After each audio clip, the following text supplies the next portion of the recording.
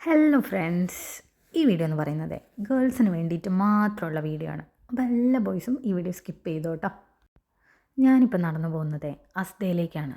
ശരിക്കും പറഞ്ഞാൽ ഞാൻ അത്ര വലിയൊരു കാര്യമൊന്നും അല്ല വാങ്ങാൻ പോകുന്നത്. എന്നാലും നമ്മളൊരു ആഗ്രഹിച്ചൊരു കാര്യം നമുക്കത് സ്വന്തമായിട്ട് മേടിക്കാൻ പറ്റുക എന്ന് പറയുന്നത് വലിയൊരു കാര്യം തന്നെയാണ്. കാരണം നമ്മൾ ഒത്തിരി ആഗ്രഹിക്കുന്ന ഒരു കാര്യം നമ്മൾ പലരോടും നമ്മൾ മേടിച്ച് തരാൻ പറയുമ്പം, അല്ലെങ്കിൽ അത് കിട്ടാതിരിക്കുമ്പം, അല്ലെങ്കിൽ അത് കിട്ടാൻ ഒത്തിരി ലേറ്റ് ആവുന്ന സമയത്ത് നമുക്കതിൻ്റെ ഒരു പിന്നീട് അത് കിട്ടിയാലും നമുക്കതിനൊരു വാല്യൂ തോന്നത്തില്ല.